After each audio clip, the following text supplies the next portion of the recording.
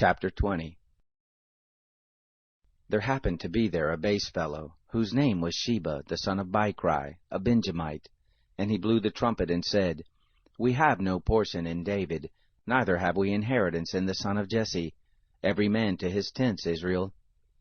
So all the men of Israel went up from following David, and followed Sheba, the son of Bichri. But the men of Judah joined with their king, from the Jordan even to Jerusalem. David came to his house at Jerusalem, and the king took the 10 women his concubines, whom he had left to keep the house, and put them in custody, and provided them with sustenance, but didn't go into them. So they were shut up to the day of their death, living in widowhood.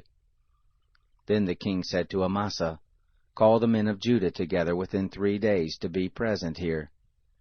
So Amasa went to call the men of Judah together, but he stayed longer than the set time which he had appointed him. David said to Abishai, Now will Sheba the son of Bichri do us more harm than did Absalom. Take your Lord's servants and pursue after him, lest he get to the fortified cities and escape out of our sight.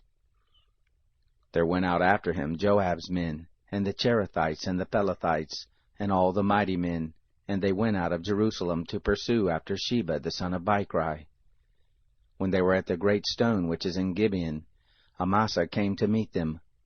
Joab was girded with his apparel of war that he had put on, and thereon was a sash with a sword fastened on his loins in the sheath, and as he went forth it fell out. Joab said to Amasa, Is it well with you, my brother? Joab took Amasa by the beard with his right hand to kiss him. But Amasa took no heed to the sword that was in Joab's hand, so he struck him in the body, and shed out his bowels to the ground, and didn't strike him again, and he died. Joab and Abishai his brother pursued after Sheba the son of Bichri.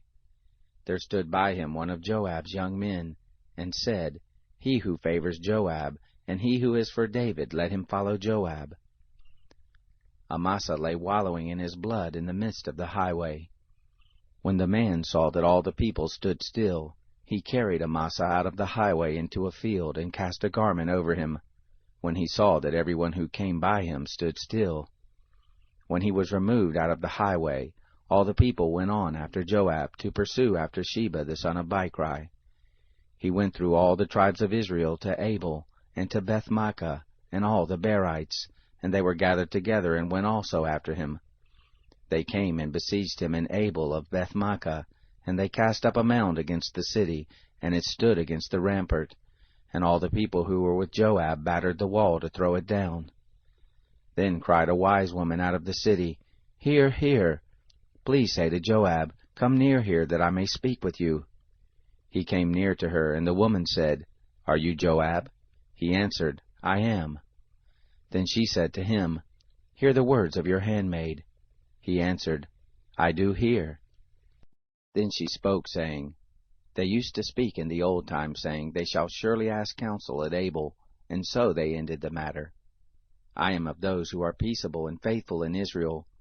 You seek to destroy a city and a mother in Israel. Why will you swallow up the inheritance of the Lord? Joab answered, far be it from me that I should swallow up or destroy. The matter is not so, but a man of the hill country of Ephraim, Sheba the son of Bichri by name, has lifted up his hand against the king, even against David. Deliver him only, and I will depart from the city.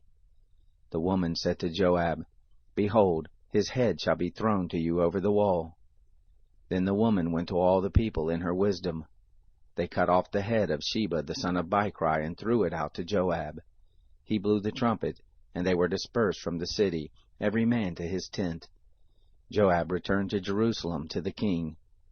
Now Joab was over all the host of Israel, and Benaiah the son of Jehoiada was over all the Cherethites and over the Pelethites, and Adoram was over the men subject to forced labor, and Jehoshaphat the son of Ahilud was the recorder, and Sheba was the scribe, and Zadok and Abiathar were priests, and also Ira the Jairite was the chief minister to David.